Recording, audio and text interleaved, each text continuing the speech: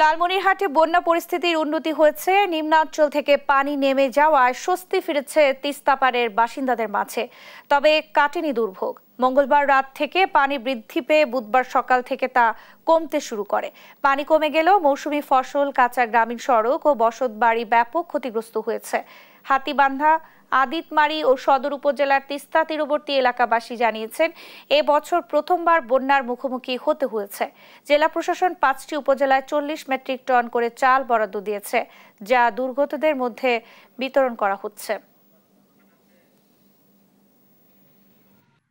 হঠাৎ পানি চলে আসায় বাড়িতে অনেক মাল পানির ক্ষতি হয়েছে, রাস্তাঘাটের ক্ষতি হয়েছে। রাস্তাঘাট, ঘর বাড়ি সবই ভেঙে গেছে। আমরা বেড়াইতে করতেছি না, বাচ্চাদের খুব ক্ষতি হয়ে গেছে। বীজ রোপণ করেছি, বীজগুলো নষ্ট হয়ে গেছে। কিছু ধান রোপণ করা হয়েছে, এই ধানগুলো পলি পড়ার কারণে নষ্ট হয়ে গেছে।